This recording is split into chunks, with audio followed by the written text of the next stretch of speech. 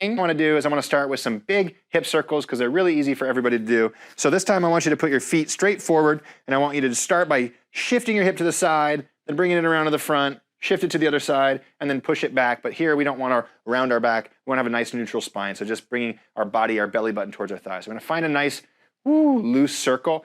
Probably my favorite way to articulate this movement and make it really smooth is imagine if there's a string on the top of your head and it's pulling your head up, right? And the whole body is just kind of moving around that string, okay?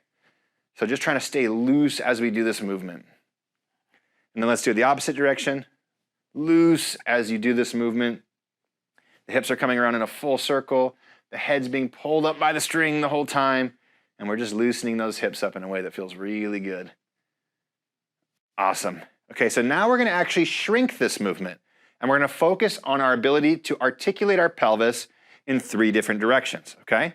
So the first direction is front to back, okay? So what we're going to do is this. We're going to squeeze our glutes, and we're going to tilt our pelvis backwards. So if you imagine your pelvis is a bowl of water, you would be pouring that bowl of water out behind you.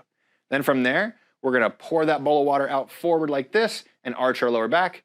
And we're going to come back and forth, moving our pelvis. Now, the less you can move the rest of your body, the better. So if you're doing this, and your shoulders are coming back, and this, and your arms are coming forward, well, then you're doing too much with the rest of your body. Instead, we want this. We want pelvic back, pelvis forward.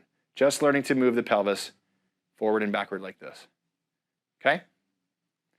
And once we've done a few of these, we're gonna do pelvis side to side.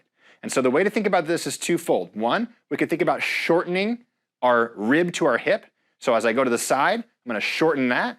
And as I do that, I'm gonna relax this leg. So I'm gonna go relax this leg, relax the opposite leg. And we're gonna learn how to move the pelvis, the lower back, and the pelvis from side to side like this. Opening up the hips, opening up the lower back, and making your body feel amazing.